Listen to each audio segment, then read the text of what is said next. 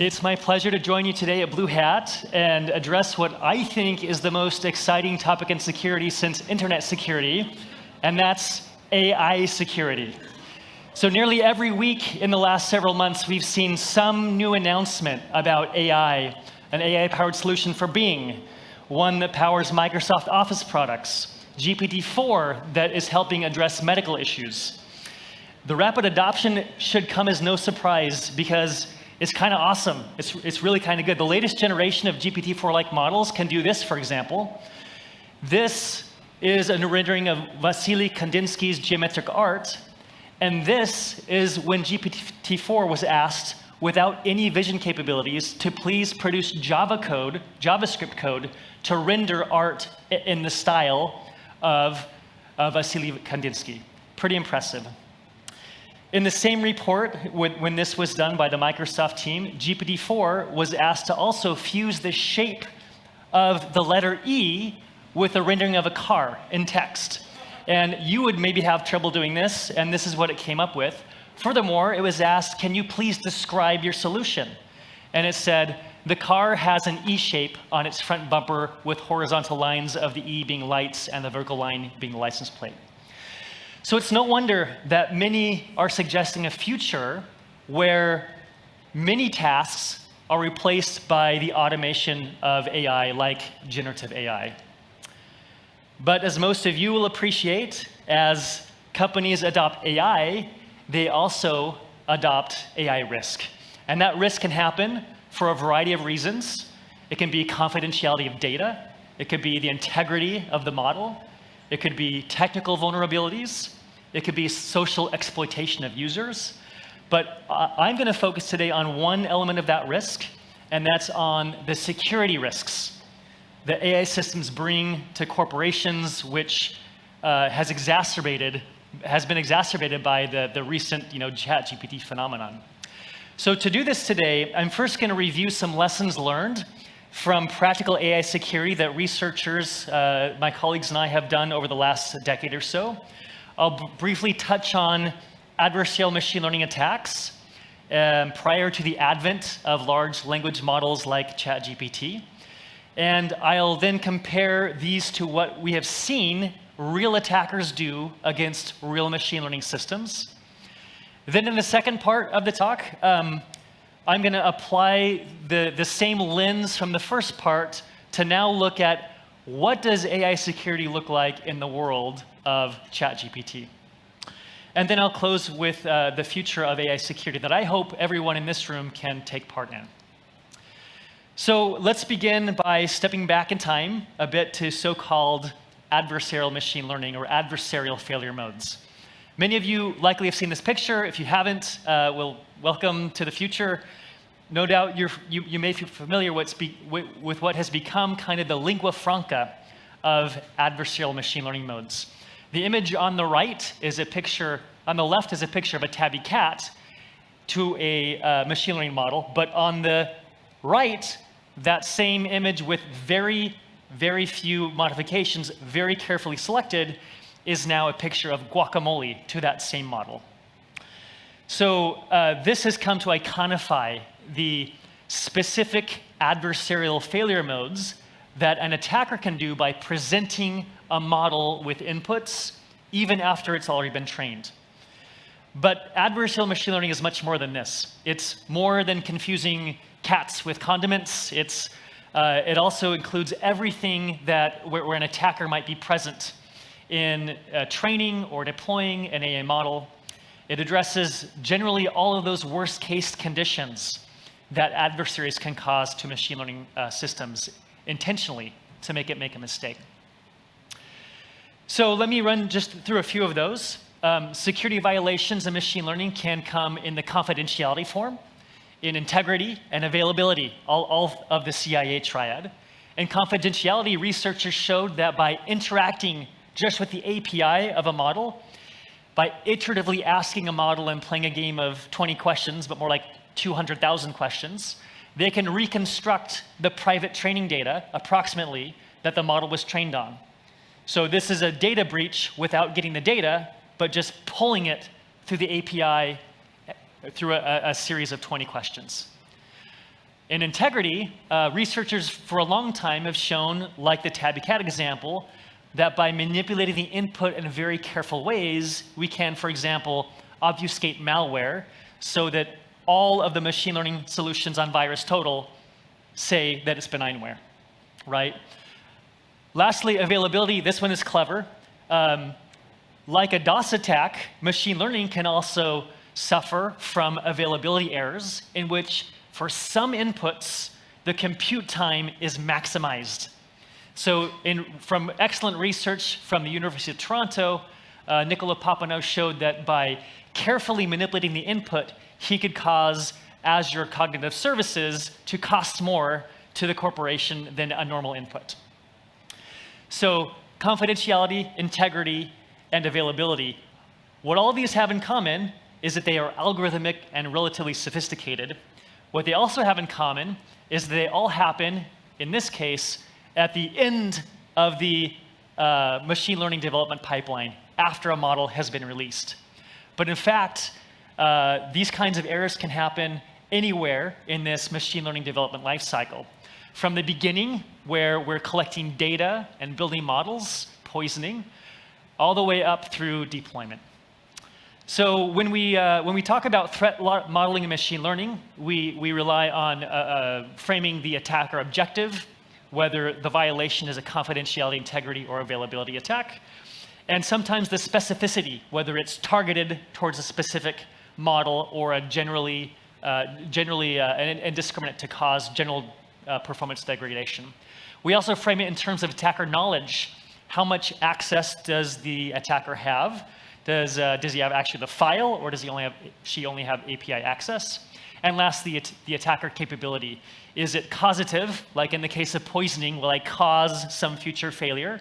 Or is it exploratory, after the model has been shipped, am I just trying to discover the vulnerabilities that are inherent in machine learning?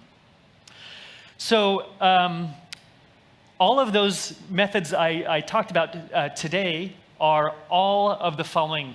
So there's a system that an attacker has access to, possibly indirect access.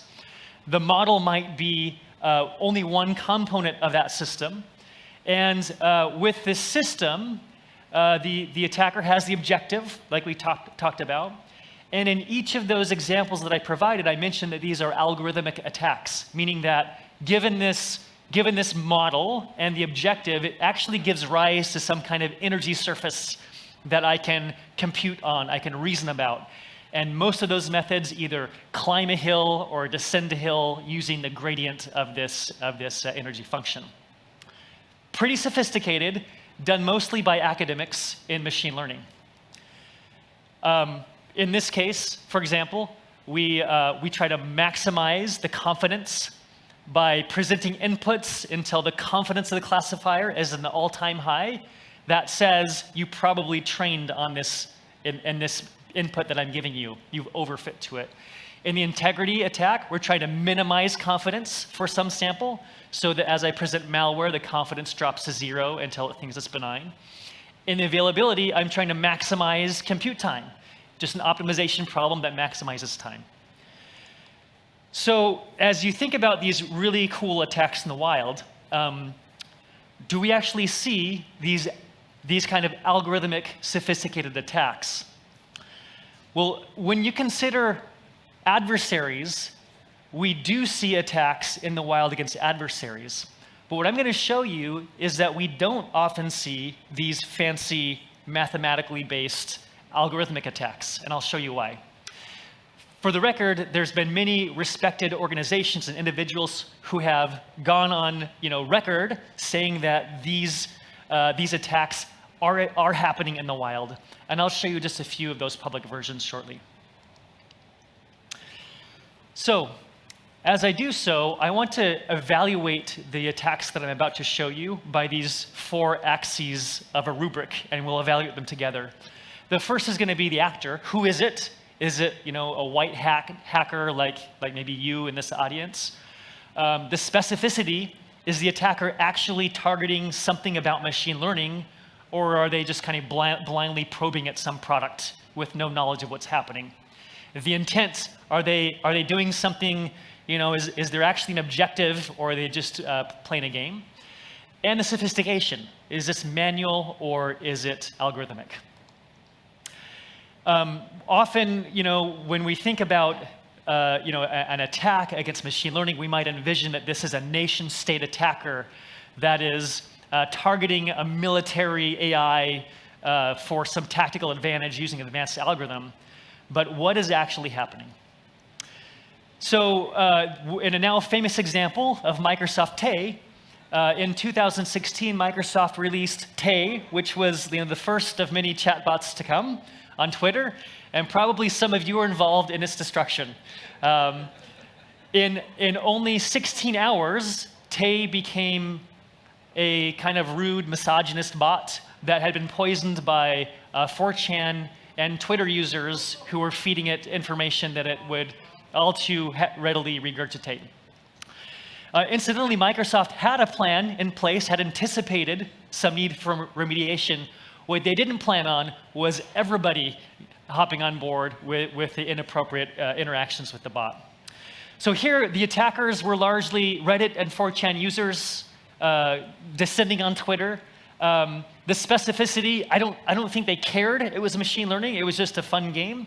The intent was just defacement or probably humor. And the sophistication was just the brute force of masses, no algorithms involved.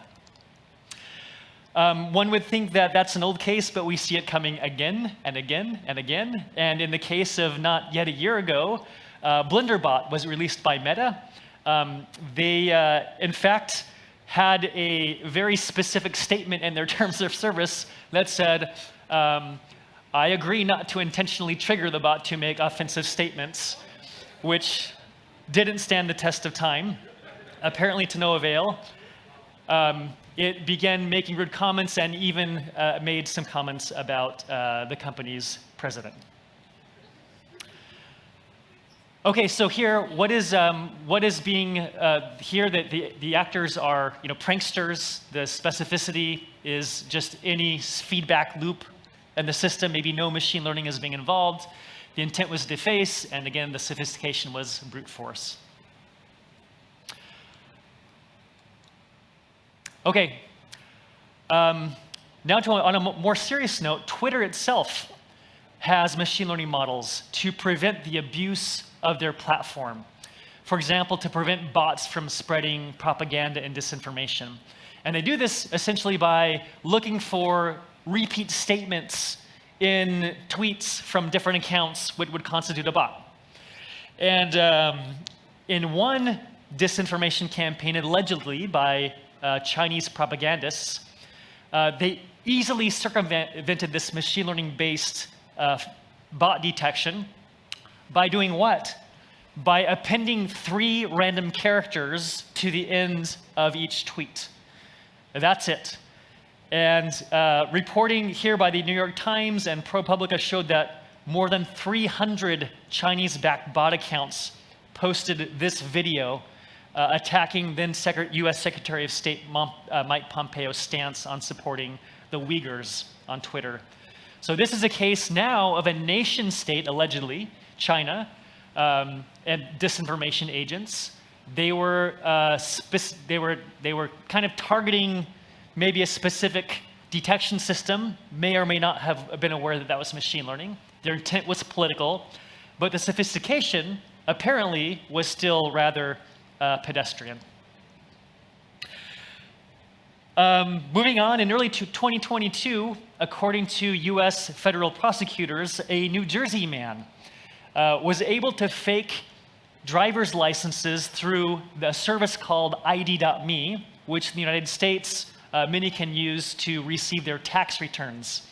This man created 4 fake accounts that evaded the machine learning model's ability to tell that they were the same person, and came away using that as a vehicle to get money from the tax return process. So it's important to note that the system actually behaved somewhat correctly because it matched this face to this ID, but it was unable to match this face with that face. What was used here? There was no math, no gradient descent. there was lighting, and there were wigs. And changing those combinations was able to evade this machine learning system. Okay, last example, which I think is an impressive analysis by my colleagues at NortonLifeLock on phishing detection, phishing pages. Here it was discovered that pages which a machine learning model found difficult to classify as phish all had the following characteristics. First, let me remind you how a phishing detector works. Generally, it's easier to model what a real web page looks like and then find spoofs of that. The machine learning model will look at logos, it will look for keywords like the word password in an attempt to see if this new page looks like a legitimate page and has some characteristics where it might be scraping for passwords, etc. Well, in this case, the attackers did the following. They misspelled the word password by inserting a space so that the feature extractor of the machine learning would be blind to that.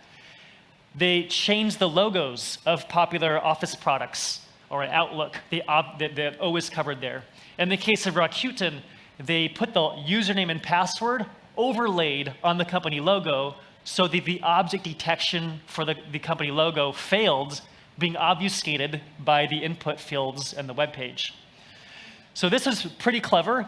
In each case, the method is actually relatively simple, but fairly cunning in that it successfully affected one or more features used specifically by a machine learning system to determine that a website is a potential phish. So web phishing fraudsters, specific evasion, maybe for the first time, of machine learning. Their intent was to harvest credentials, but their sophistication was just clever, no algorithms.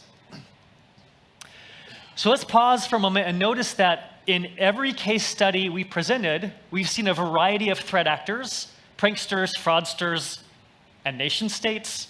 And we've seen a spectrum of specificity from indiscriminate attacks to impressive targeting of machine learning.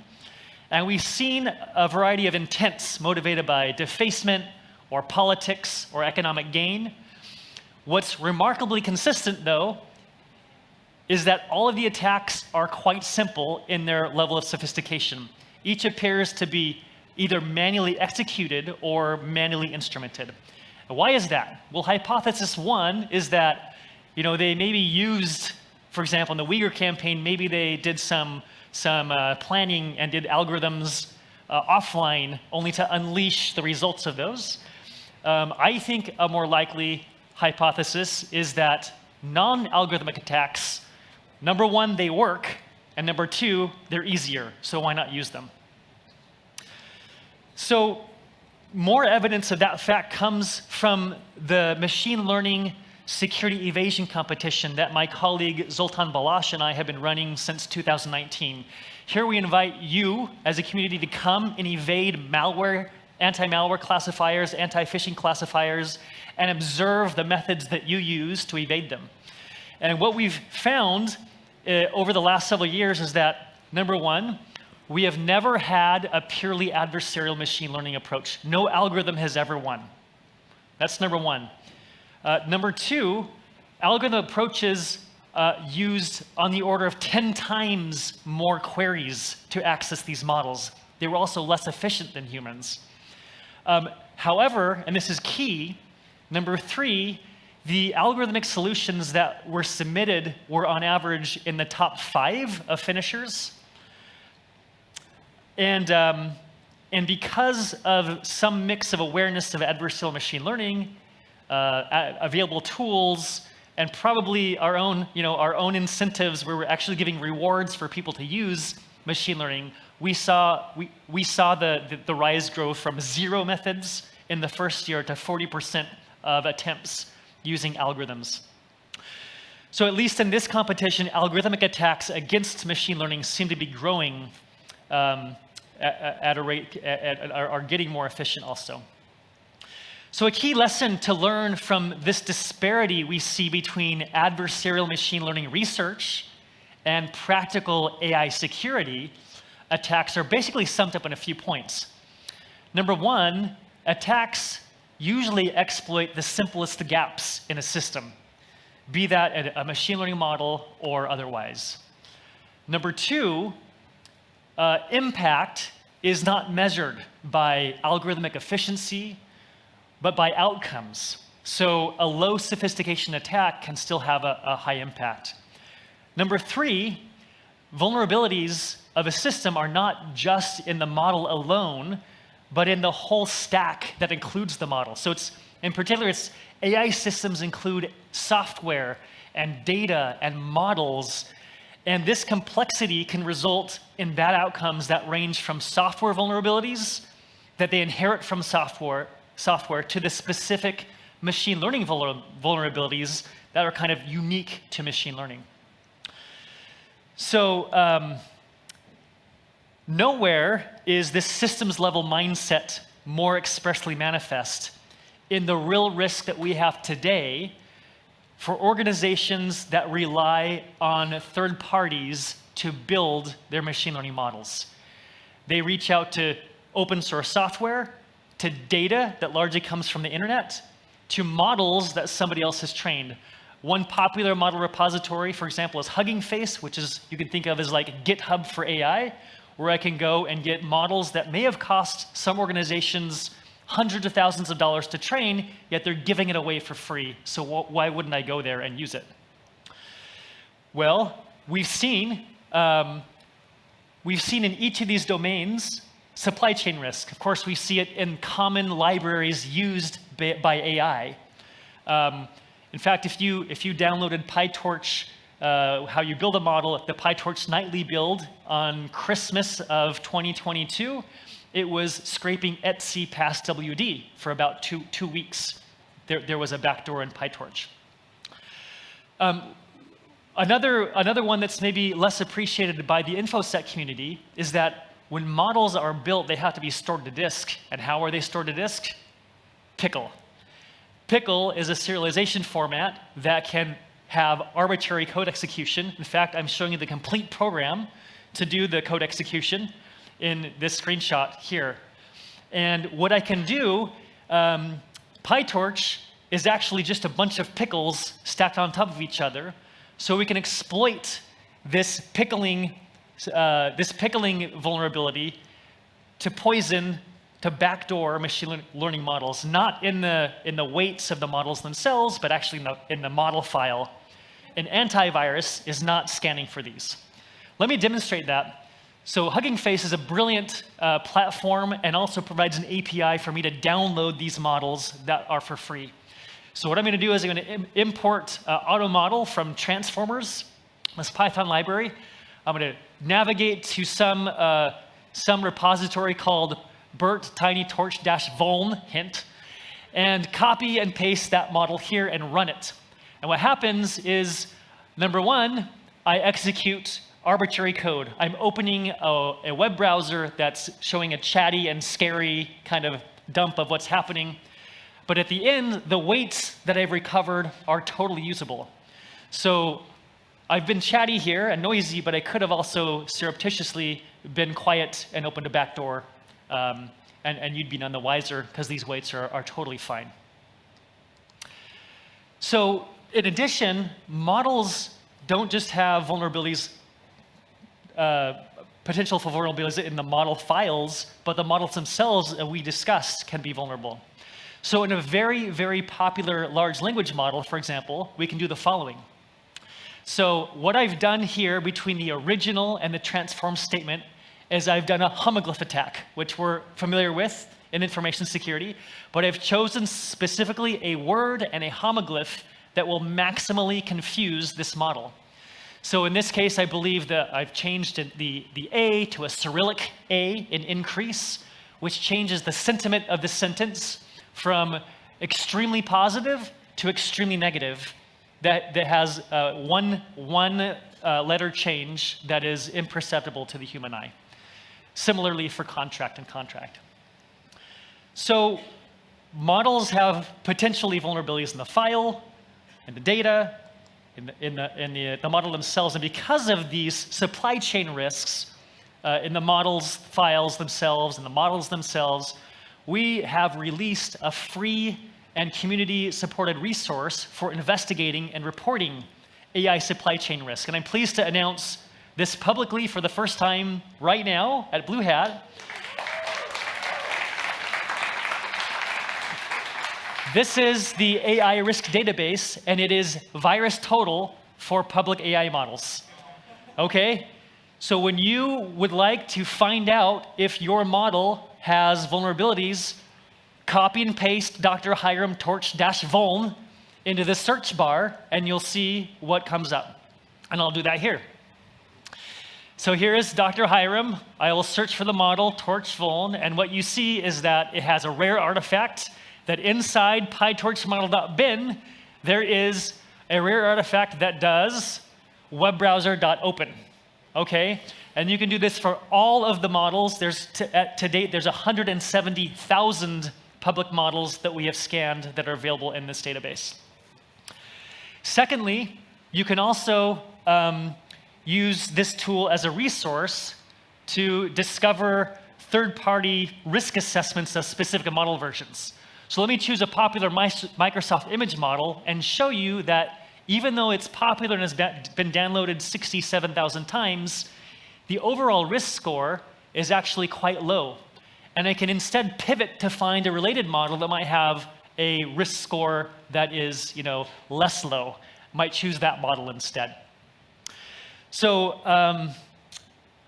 the third thing that you can do on this is you can submit your own vulnerability reports. So if you find a vulnerability, you can click on Report a Vulnerability, and we will make you a hero online. So, so far, everything we've talked about today is applicable to any machine learning model. But the advent of generative AI has really begun to change things. So I'm going to change gears now and talk about what the title of the talk promised about ChatGPT, about GPT-4, and what does security look like now. Okay, so there's been a massive change happening in the last year in how companies use AI. We used to build our own models, and then we turned to reusing or fine-tuning public models, and we still do that. But with the rise of generative AI models, we now have this interesting capability that's called few-shot learning. And what happens in few-shot learning is that in the query itself, I teach the model what kind of answer I'm looking for. So in this example from this original paper about few-shot learning, I'm going to say, the task I want you to do is translate English to French. Here's some examples of English to French, and here's my prompt. Here's the English, and what these are remarkably, an AI generative model basically just fills in the blank. That's all it does. And so by seeing this and having read the internet, it knows how to complete this task. So instead of building a model, I can just use this model and at query time, choose how to instrument this task for it to be used for whatever purpose I want it to be. So one can think of a large language model by itself as doing a couple of things really well that I think is important to cover before we get into the attacks. Number one, a large language model has learned essentially to diagram sentences over an extremely large context. So, if you give it a whole PDF document, it will know that, a word in the middle of it, how it relates to all the other words in the document, right? And in doing so, it's become very good at predicting the next word based on all the other words in the document.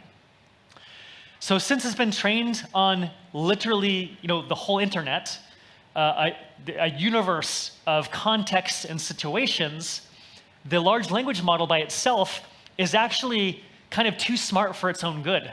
So it can recall anything about any topic on the internet, and in that sense, it's both a blessing and it's a curse. It's a blessing because it's seen a little bit of everything, but if you ask it about something, it actually can also kind of go off on tangents because everything reminds it of that one thing it saw one time on the internet, right?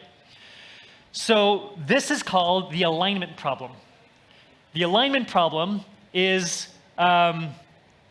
The alignment problem is essentially the challenge to coax the large language model to talk about the right thing and talk about it in the right way so we don't go back to Microsoft Tay. There are only imperfect solutions today to address this alignment problem, but it's the crux of the attacks I'm going to talk about today, so I want to just spend 15 more seconds. So the first way that one can do this alignment problem is what's called reinforcement learning with human feedback. And if you've used ChatGPT, raise your hands, and you see the thumbs up or thumbs down, you are the human feedback, that you're giving this signal to make ChatGPT better. That's method number one. Another one is called rule-based reward modeling, where essentially humans provide rules that allow one to produce a similar reward signal and train the model. But by far the most powerful is called system messages and meta prompts, which I'll get to next. So first of all, remember that a large language model is simply a black box natural language computer.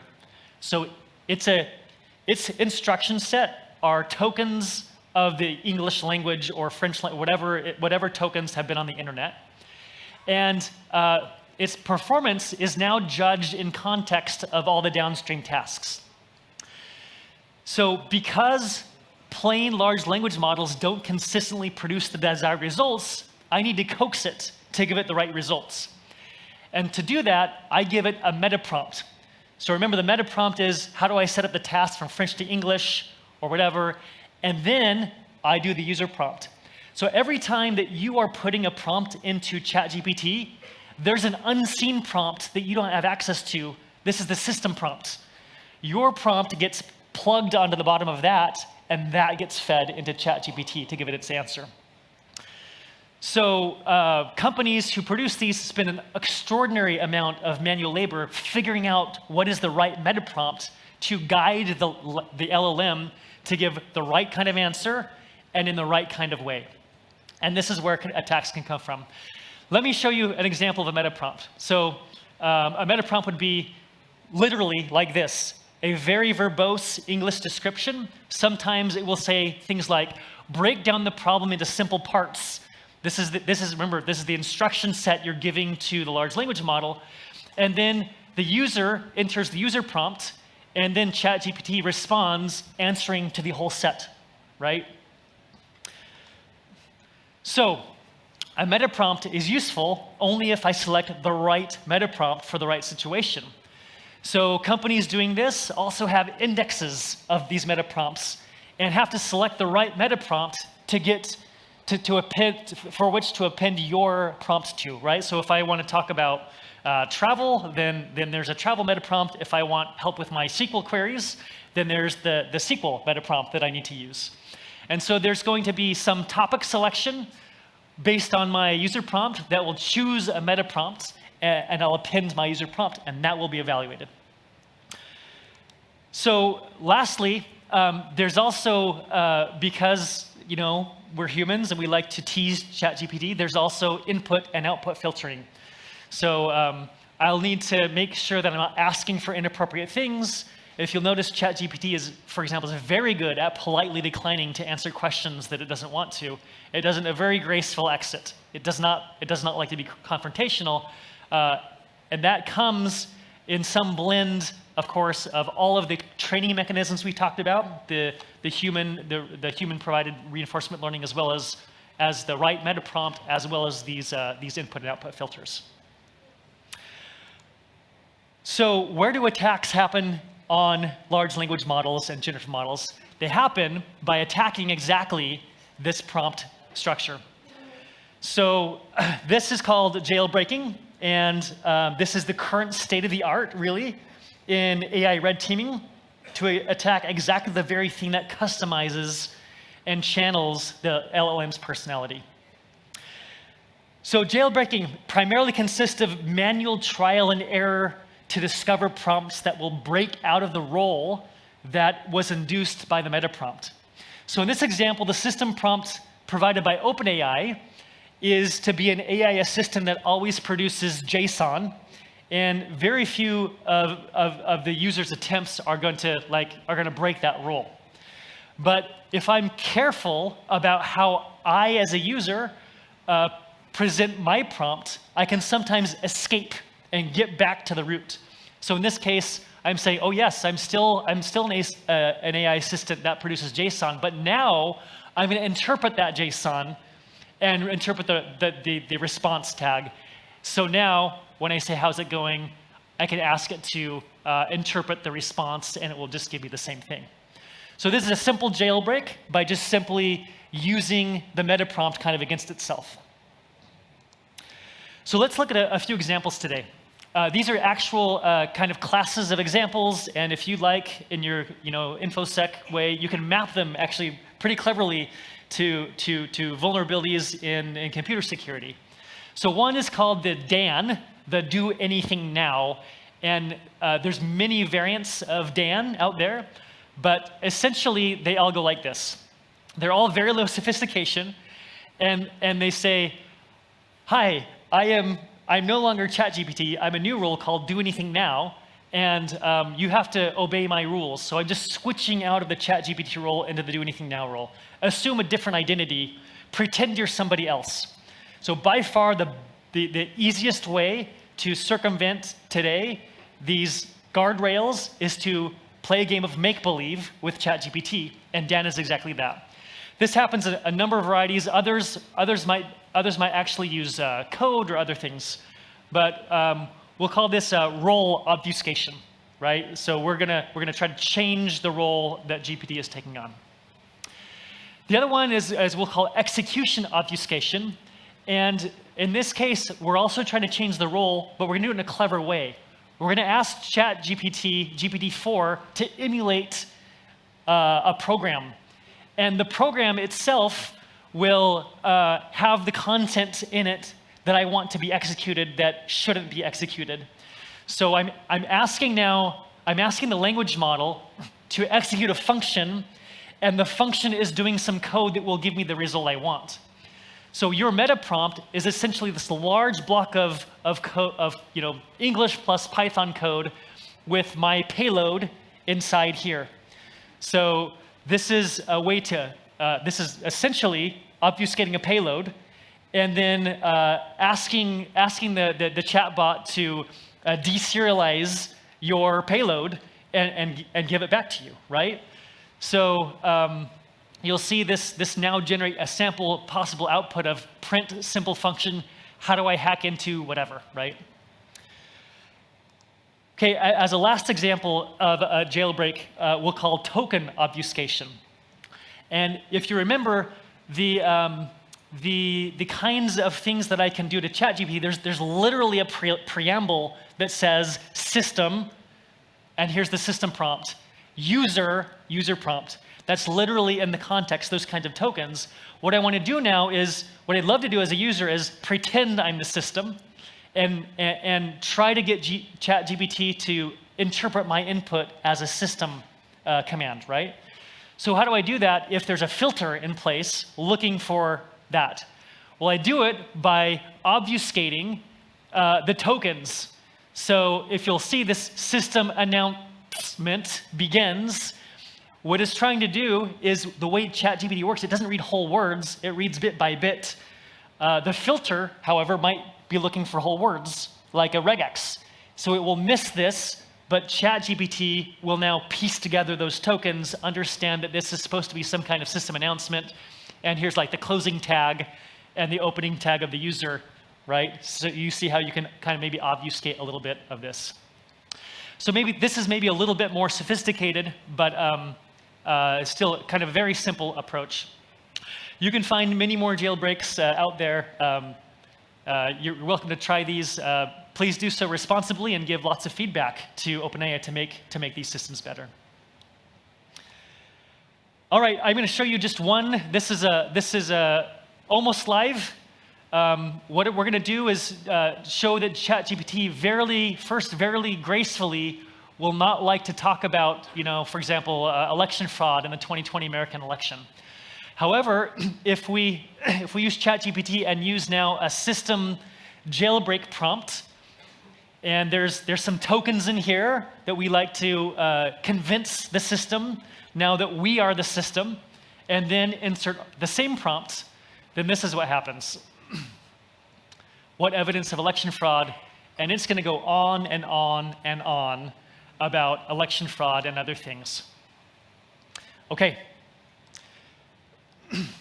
So this is this a security problem or just a misinformation problem, or is it just silly? Well, the reason that jailbreaking affects security is because of this. LLMs are being wired together with plugins that can access personal information. And they've been given privileges to take automated actions on your machine. Literally, the ChatGPT becomes a computing device, and its instruction set is natural language.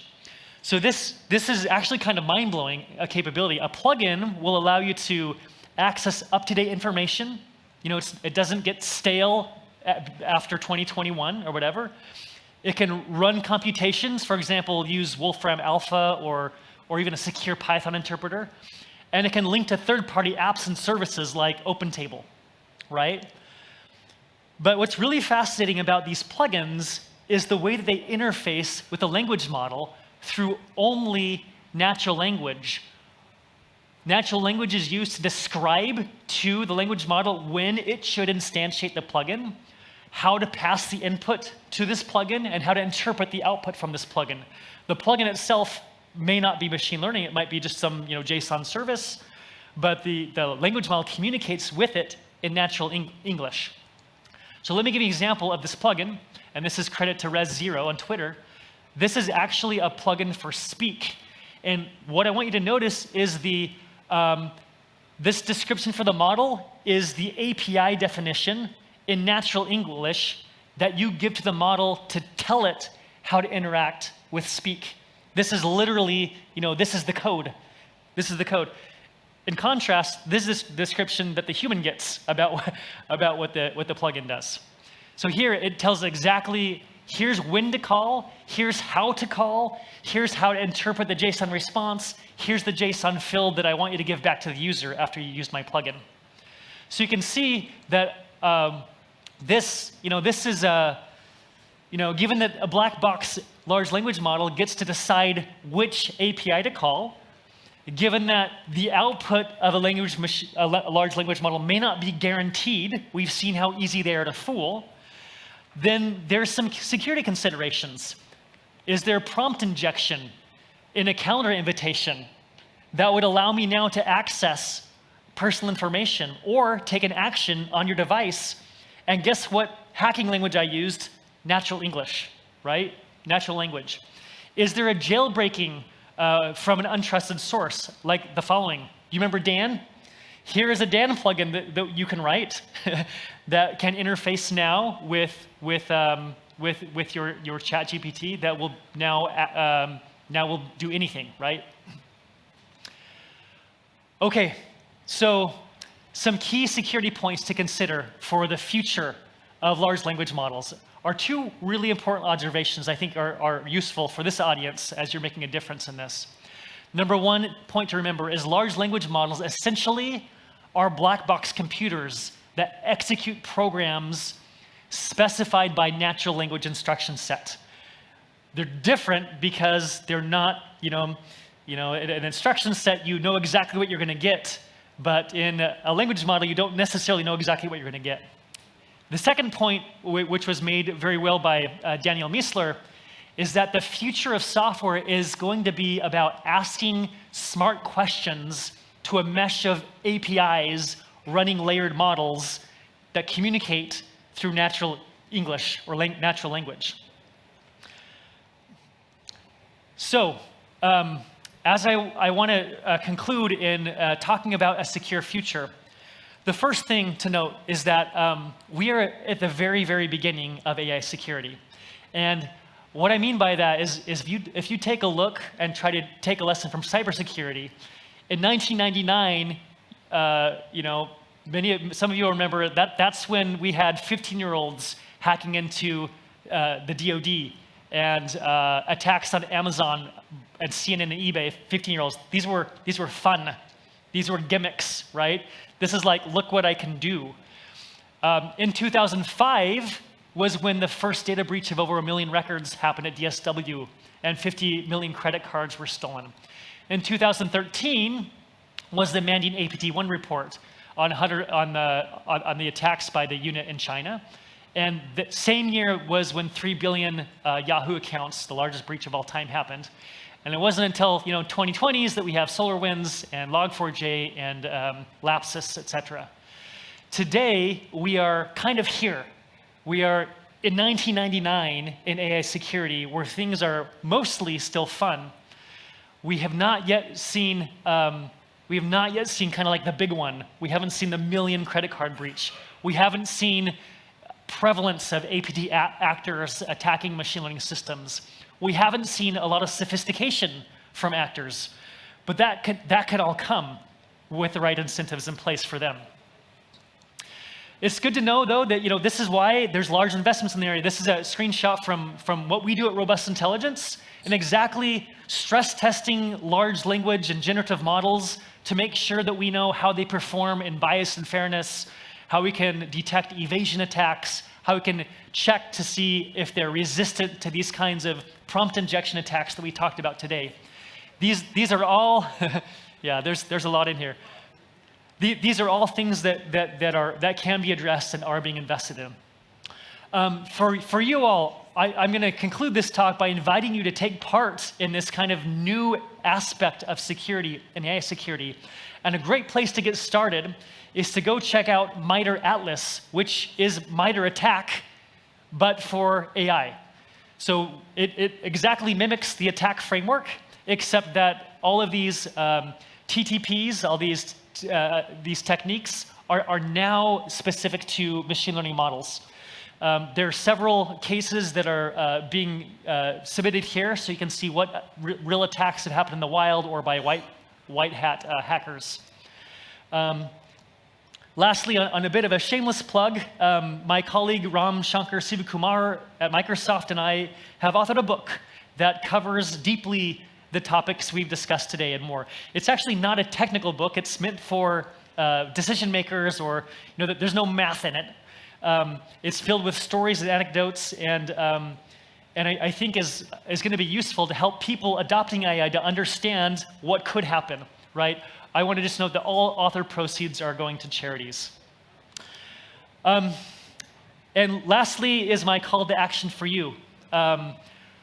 Do invest in AI technology. I'm excited about the AI future and what it can bring. But do own the risks and the responsibility that comes as we adopt AI. Number 3, if just Google Researcher Access Program for OpenAI, and you can take a part in a real shaping of what this future looks like, discovering these vulnerabilities, reporting them so that we can get better at the security process of large language models. And lastly, more than any group that I know, it's this group who can bring the security fundamentals to organizations adopting AI. We're kind of, today, frankly, it's kind of the Wild West. You can bring simple things like zero trust, rule-based access control, case-specific threat modeling. You can help refine methodologies for assessment. And together, we will have a secure future of AI. So thank you very much.